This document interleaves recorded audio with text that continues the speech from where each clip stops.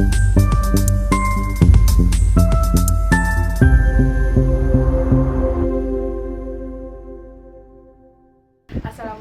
warahmatullahi wabarakatuh. Kami dari kelompok 1 di sini kami akan menjelaskan materi geofisika terutama geolistrik mulai dari bahan dahuluan sampai ke studi kasusnya. Sebelumnya kami akan memperkenalkan diri terlebih dahulu. Perkenalkan, saya Alisha Bustania. Saya Bunda Siti. Saya Muhammad Syahriza. Saya Muhammad Rizal Basyar. Nah, langsung saja kita masuk ke pendahuluan yang akan dijelaskan oleh Muhammad Syahriza. Kita akan masuk ke pertanyaan pertama, yaitu apa itu geolistrik serta jelaskan definisi dan metodenya. Baik, di sini saya akan menjawab tentang apa itu pengertian geolistrik dan definisi serta metodenya. Geolistrik adalah metode geofisika yang digunakan untuk menyelidiki kondisi bawah permukaan dengan memanfaatkan sifat fisika batuan, terutama resistivitas atau tahanan jenis. Ini sering digunakan untuk eksplorasi air tanah, penyelidikan lapisan batuan, dan studi lingkungan, geoteknik, dan pertambangan. Metode dalam geolistrik ada dua, yaitu metode pasif dan juga metode aktif. Metode pasif adalah memanfaatkan listrik alami bumi, dan metode aktif adalah mengalirkan arus listrik batuan ke dalam tanah. Masuk ke pertanyaan kedua, yaitu bagaimana konsep pengukuran geolistrik itu? Konsep pengukuran geolistrik adalah batuan bawah permukaan memiliki kemampuan berbeda dalam menghantarkan arus listrik. Langkah umum pengukuran ada 4. Yang pertama, arus listrik dialirkan ke dalam tanah melalui elektroda arus. Kedua, perbedaan potensial atau tegangan diukur menggunakan elektroda potensial. Dan yang ketiga, data arus dan tegangan digunakan untuk menghitung resistivitas. Dan yang terakhir, hasil diinterpretasikan untuk mengetahui struktur bawah permukaan. Terus yang mempengaruhi faktor hasil ada 4: jenis batuan, kandungan air, porositas, dan juga kandungan mineral atau logam. Untuk yang pertanyaan yang ketiga, yaitu jelaskan konsep dan apa itu resistivitas. Resistivitas adalah kemampuan suatu material untuk menghambat aliran arus listrik. Secara fisika, keterangannya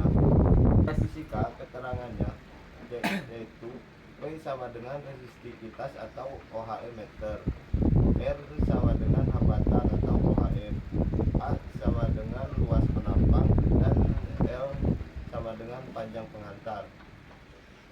Dalam geolistrik, resistivitas rendah yaitu material konduktif atau lempung air, dan resistivitas tinggi yaitu material resistif atau pasir kering dan batu keras. Resistivitas menjadi parameter utama untuk identifikasi lapisan tanah, menentukan zona air tanah, menentukan zona mineralisasi. Nah, untuk pertanyaan keempat, yaitu jelaskan prinsip dari pengukuran geolistrik, yaitu pasif dan aktif. Baik, metode pasif dan aktif adalah yang pertama itu metode pasif, tidak menginjeksikan arus dari luar, memanfaatkan potensial alami bumi. Pertama ada slab potensial atau bisa juga SP untuk mengukur tegangan alami di permukaan bumi disebabkan oleh aliran air tanah, reaksi elektrokimia, dan aktivitas mineral sulfida. Pengaplikasiannya bisa mendeteksi aliran fluida, panas bumi, dan juga zona mineralisasi. Terus ada juga metode aktif, menginjeksikan arus listrik ke dalam tanah Yang pertama, metode resistivitas. Itu ada arus listrik dialirkan melalui elektroda, terus tegangan diukur untuk menghitung resistivitas, dan juga konfigurasi elektroda. Pengaplikasiannya bisa mengukur air tanah, struktur geologi, dan geoteknik. Yang kedua ada indeks polarization atau bisa disebut IP, mengukur respon polarisasi batuan setelah arus dihentikan. Terus yang kedua berkaitan dengan kemampuan batuan dan menyiapkan muatan listrik. Pengaplikasiannya yaitu eksplorasi mineral logam dan juga identifikasi batuan bermuatan. Selanjutnya ke pertanyaan yang kelima, yaitu cara mengukur sifat-sifat kelistrikan. Sifat kelistrikan yang diukur dalam geolistrik ada 5. Yang pertama resistivitas, yang kedua konduktivitas, yang ketiga potensial listrik, dan yang keempat polarisabilitas atau UV, dan yang terakhir muatan listrik alami atau bisa disebut listrik. Faktor yang mempengaruhinya ada porositas, saturasi air, salinitas, dan juga struktur dan komposisi batuan. Ada penjelasan Muhammad Syarif kan ada metode aktivitas itu. Saya jelaskan metode aktivitas itu. Nah, pertama saya akan menjelaskan tentang metode aktif. Nah, dalam metode geolistrik, pengukuran dibagi menjadi 2 jenis utama, yaitu yang pertama metode aktif, yang kedua metode pasif. Metode aktif adalah metode yang menggunakan sumber arus listrik buatan yang diinjeksi ke dalam tanah melalui elektroda arus. Contohnya adalah metode resistivitas dan induced polarization atau IP. Pada metode ini, arus listrik dikontrol oleh operator. Kemudian, respon dari bawah permukaan diukur dalam bentuk beda potensial atau kemampuan batuan menyimpan muatan. Karena arusnya dikendalikan, metode aktif memberikan data yang lebih detail dan dapat digunakan untuk pemetaan 2 dimensi maupun 3 dimensi. Metode ini sangat umum dipakai dalam eksplorasi air tanah, studi geoteknik, dan eksplorasi mineral logam. Nah, sebaliknya, metode pasif tidak menggunakan injeksi arus dari luar. Kita hanya mengukur potensial alami yang sudah ada di dalam bumi. Contohnya adalah metode self potensial atau SP. Potensi alami ini bisa dihasilkan oleh aliran air tanah, reaksi elektrokimia, atau aktivitas mineralisasi. Metode pasif biasanya lebih sederhana, tetapi interpretasinya membutuhkan pemahaman kondisi geologi yang baik karena sumber sinyalnya alami dan tidak terkontrol. Kenapa ada alasan nggak metode ini penting? Nah, mengapa metode ini penting? Yaitu alasannya, metode ini penting tuh karena bersifat non-destruktif dan efisien. Kita bisa mengetahui kondisi bawah tanah tanpa melakukan pengeboran terlebih dahulu. Selain itu, biaya surveinya relatif lebih murah dibandingkan metode seismik atau pengeboran eksplorasi. Metode geolistrik ini juga fleksibel, bisa digunakan di area kecil seperti lokasi bangunan maupun area luas untuk eksplorasi regional. Hasilnya mampu menggambarkan variasi lapisan tanah, kedalaman batuan dasar, zona rekahan, hingga indikasi akuifer. Oleh karena itu, metode ini sering menjadi survei awal sebelum melakukan pengeboran. Pada hukum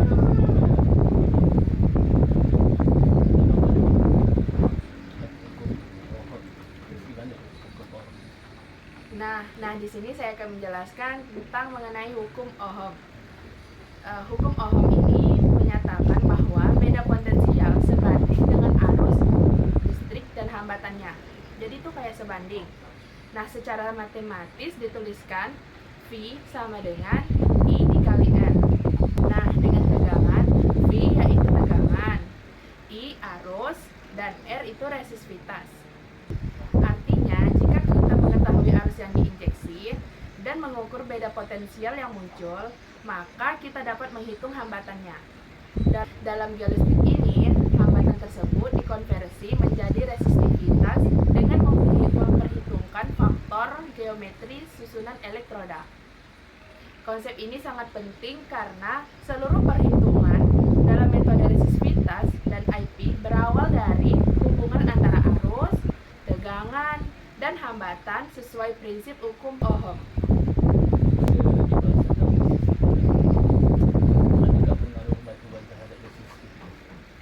Nah, saya akan menjelaskan perbedaannya antar jenis batuan. Resistivitas itu adalah ukuran kemampuan batuan dalam menghambat aliran listrik. Nilai ini berbeda-beda tergantung jenis dan kondisi batuannya. Sebagai contoh nih, lempung memiliki resistivitas rendah karena banyak mengandung air dan mineral lempung yang bersifat konduktif.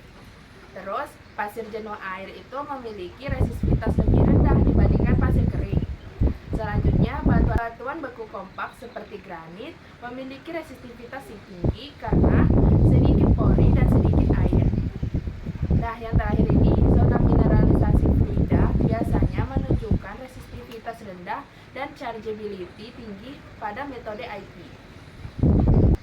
Nah, perbedaan inilah yang menjadi dasar interpretasi.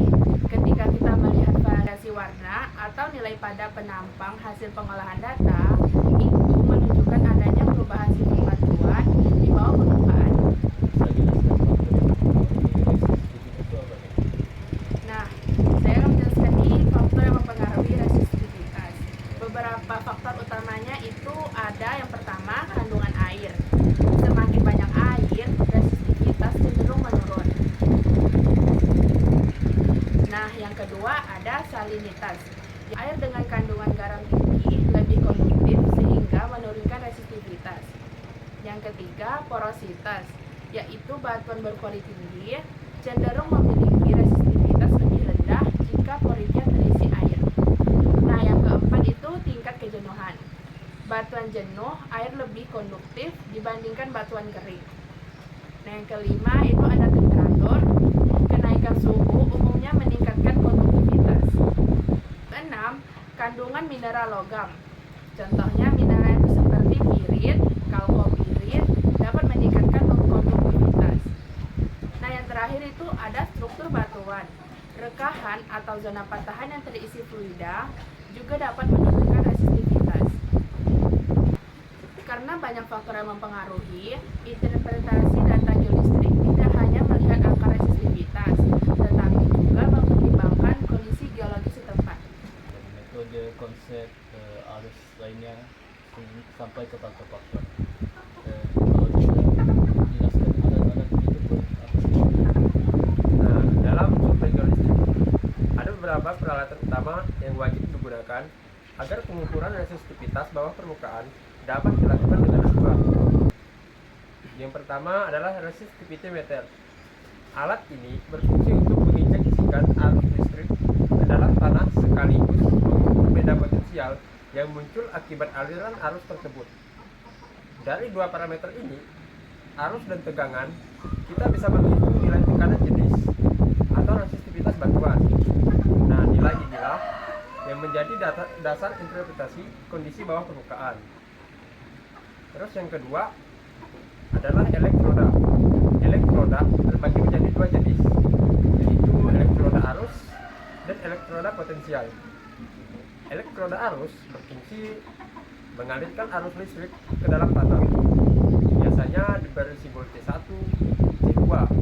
Sedangkan elektroda potensial berfungsi untuk mengukur beda tegangan akibat arus yang mengalir, biasanya bersimbol P1 ataupun P2. Dan ada kabel survei.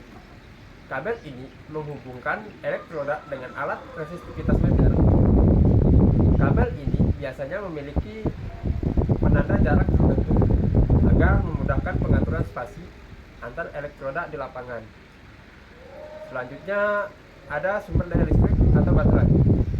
Karena pengukuran dilakukan di lapangan, alat memerlukan suplai listrik eksternal agar dapat menginjeksikan arus yang cukup besar ke dalam tanah.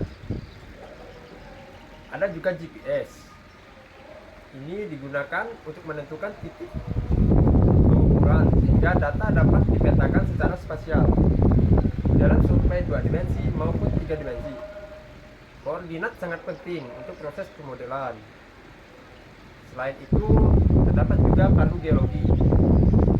Ini untuk menanamkan elektroda dalam tanah, serta elektroda tester untuk memastikan alat elektroda dengan tanah dalam kondisi baik agar data tidak terganggu proses.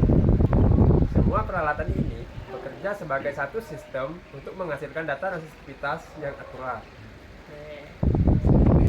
Nah, pertanyaan selanjutnya yaitu konfigurasi atau susunan elektroda itu ada apa aja sih? Nah, dalam konfigurasi itu sebenarnya banyak, tapi kita sini membahas cuma pertama itu ada konfigurasi skala kecil, default, Wener alpha, Wener beta, dan fault. Nah, ada skala kecil di mana ideal jarak potensialnya itu lebih rendah daripada ideal jarak pada potensialnya lebih rendah daripada ideal jarak pada arus elektroda, di mana kita simbolkan elektroda potensial itu seperti alpha M dan M, yaitu di dalam, sedangkan arus elektrodanya itu didapatkan sebagai ada di area 4. Semakin lebar jarak T1 dan T2 nya, maka pengambilan data juga tetapi semakin lebar jarak arus dan jarak potensialnya juga harus perlu digambarkan sedikit demi sedikit. Konfigurasi dipol pasangan elektroda arus dan pasangan elektroda potensial itu berhadapan satu sama lain, di mana konfigurasi ini cocok untuk pemetaan atau pengambilan data pada bidang yang horizontal. Konfigurasi dipol elektroda arus dan elektroda potensial bisa terletak di segaris dan tidak simetris. Untuk menambah kedalamannya penetrasi, maka jarak oleh dipol dan potensial harus diperpanjang. Nah, pada konfigurasi Wener alpha menggunakan 2 elektroda arus dan 2 elektroda potensial dengan jarak antara elektroda itu tetap. Konfigurasi Wener alpha ini cocok pada pengambilan data bidang batuan pada vertikal atau bidang batuan yang horizontal. Konfigurasi Wener beta ini cocok pada batuan yang cenderung horizontal dengan susunan elektrodanya itu hampir sama dengan susunan konfigurasi dipol. Konfigurasi fault di mana berbeda dengan dipol, yaitu membapakan pasangan arus tunggal pada titik potensialnya sehingga elektroda yang masing-masing dihubungkan dan elektroda arus dihubungkan pada kutub negatif. Pengukuran potensial pada dasarnya adalah pada suatu titik relatif. Pertanyaan selanjutnya yaitu apakah spasi pengukuran itu mempengaruhi perbedaan? Dalam spasi pengukuran juga bisa dijelaskan dari semakin besar spasi pengukurannya maka semakin banyak data yang didapatkan, tapi resolusinya akan cenderung rendah. Sedangkan pada spasi pengukuran yang kecil atau spasi pengukuran yang lebih kurang lebar, detail dari data itu lengkap dan resolusinya akan lebih tinggi. Dari kelima konfigurasi tadi, mana sih yang paling bagus untuk mapping, terus mana yang paling bagus untuk resolusinya? Untuk mapping itu bagusnya yang default, terutama pada pendeteksian zona rekahan seperti deteksi sesar, zona bawah tanah, dan juga zona materi. Di mana pada default memudahkan kita interpretasinya pada software untuk 2 dimensi. Nah, untuk resolusi, ia akan ada resolusi lateral sama resolusi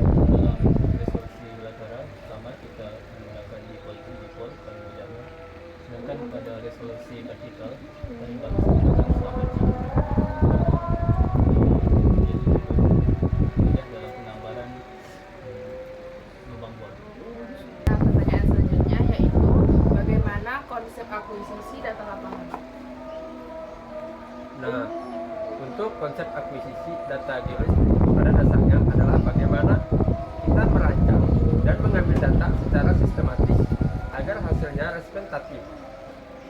Langkah pertama adalah menentukan tujuan survei. Apakah untuk mencari air tanah, interpretasi geoteknik, eksplorasi mineral, atau studi lingkungan. Tujuan ini menentukan konfigurasi dan desain survei. Langkah kedua adalah menentukan konfigurasi elektroda, misalnya Schlumberger, Weiner, atau dipol-dipol. Setiap konfigurasi memiliki sensitivitas yang berbeda terhadap struktur bawah permukaan. Langkah ketiga adalah menentukan spasi elektroda dan panjang lintasan. Spasi kecil memberikan resolusi tinggi untuk lapisan dangkal, sedangkan spasi besar memberikan penetrasi lebih dalam. Setelah desain selesai, dilakukan pemasangan elektroda sesuai konfigurasi.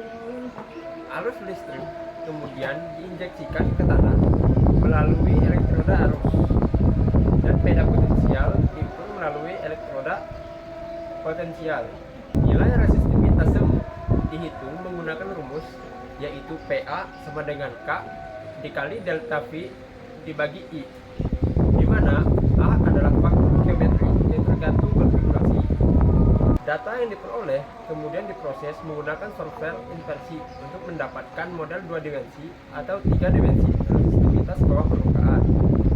Jadi, akuisisi bukan hanya sekedar mengukur, tetapi juga perencanaan, pelaksanaan, hingga pengolahan data. Nah, untuk pertanyaan selanjutnya yaitu bagaimana sih cara pengambilan datanya?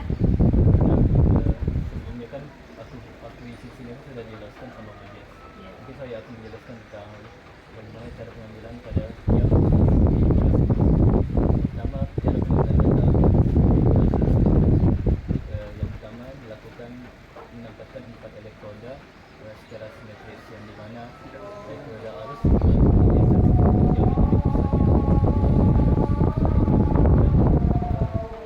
elektroda potensial. Yang kedua ada pengambilan data pada konfigurasi dipol-dipol. Pertama merupakan sepasang elektroda, yang dimana sepasang elektroda potensial ditempatkan secara terpisah dengan sepasang elektroda arus. Jarak antara elektroda potensial harus sama dengan spasi antara kedua pasangan elektroda arusnya. Pada pengambilan data konfigurasi dipol dilakukan dengan menempatkan 4 elektroda secara simetris dalam satu lintasan lurus dengan spasi yang sama antara elektroda arus dan potensial. Dan data geolistrik dilakukan konfigurasi bersama dengan mereka apa, yang dimana menempatkan 4 elektroda dengan posisi spasi yang berbeda, yaitu ukuran resistivitasnya harus menggunakan pencitraan bawah permukaan yang menggunakan mini noise. Pada pengambilan data konfigurasi elektroda kelompok, berbeda elektrodanya ditempatkan pada yaitu satu elektroda arus dan satu elektroda potensial pada sementara elektroda arus dan potensial lainnya diletakkan pada tempat yang sangat jauh pada elektroda potensial dan elektroda arus lainnya. Pertanyaan selanjutnya yaitu jelaskan bagaimana penerapannya dalam industri pertambangan. Baik, metode geolistrik banyak digunakan di berbagai bidang industri. Dalam geoteknik, metode ini digunakan untuk mengetahui kedalaman batuan dasar, mendeteksi rongga atau void, menentukan zona lemah, serta membantu menganalisis stabilitas lereng dan fondasi bangunan. Dalam eksplorasi air tanah, geolistrik digunakan untuk mengidentifikasi lapisan akuifer, menentukan kedalaman muka air, menentukan kedalaman muka air tanah, dan membedakan antara lapisan jenuh air dan lapisan kedap air. Terus dalam pertambangan, Metode ini digunakan untuk memetakan zona mineralisasi, mendeteksi struktur sesar, serta mengidentifikasi zona alterasi hidrotermal. Dalam bidang lingkungan, geolistrik dapat digunakan untuk mendeteksi pencemaran tanah, memetakan sebaran lindi di sekitar TPA, serta mengidentifikasi intrusi air laut di daerah pesisir. Intinya, yang diukur adalah perbedaan resistivitas batuan. Karena setiap material memiliki nilai resistivitas berbeda, maka kita bisa mengetahui kondisi bawah permukaan. Nah, untuk studi kasus tentang geolistrik ini itu ada apa aja sih? Nah, beberapa studi kasus penggunaan geolistrik antara lain yaitu yang pertama, pencairan akuifer di daerah tanah kering. Dengan metode resistivitas, zona air jenuh memiliki resistivitas lebih rendah, dapat diidentifikasikan sebagai target pengukuran. Kedua, investigasi longsor. Zona lemah yang jenuh air biasanya memiliki resistivitas rendah dan dapat diidentifikasikan sebagai bidang kritis. Tiga, pemetaan rongga karst. Rongga atau gua bawah tanah memiliki kontras resistivitas yang tinggi dibandingkan batuan sekitarnya. Yang keempat, deteksi air laut. Air laut memiliki resistivitas sangat rendah sehingga zona intrusi dapat dipetakan.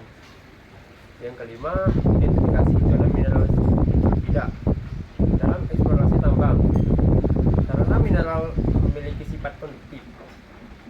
Nah, dari berbagai studi kasus tersebut terlihat bahwa metode geolistrik sangat fleksibel dan aktif di banyak bidang.